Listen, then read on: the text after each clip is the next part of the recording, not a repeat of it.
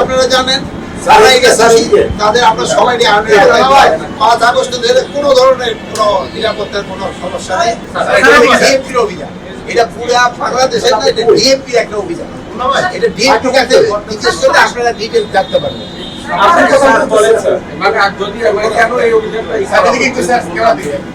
বিভিন্ন সময়ে বিভিন্ন প্রয়োজনে বিভিন্নটা করা হয়। যেমন ধরেন এখন আপনারা এই অনফরমেশনের জন্য আমরা তাড়াতাড়ি ধরছেন, ওখানে দরকার হয়েছে দেখে ধরছেন। সকালে মানুষের একটা টিম আসছিল না, 5 আগস্ট কোনো ধরনের কোনো নিরাপত্তার কোনো সমস্যা নেই, সবকিছু আল্লাহ দিলে ভালো হবে। এখন এইটা পুলিশ অভিযানটার ব্যাপারে আপনারা ডিএমপি কমিশনের উপরে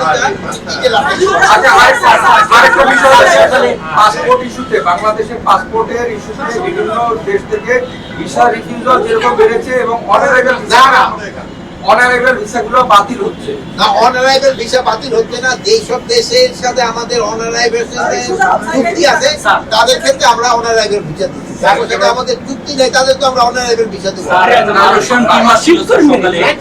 মালয়েশিয়া যাদেরকে গ্রেফতার করা হয়েছে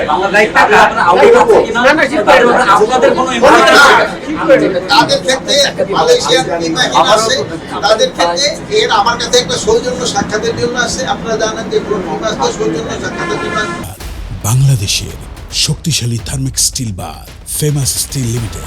আর আমাদের ক্ষেত্রে তো ডিটেইল কনফারেন্সটা হবে না, কনফারেন্সের পুলিশ হেডকোয়ার্টার থাকবে। এটা এক একটা দেশের সাথে একটা দেশের বিভিন্ন ধরনের চুক্তি থাকে, এখানে পুলিশদের সাথে তারা আলাপ করতে হবে।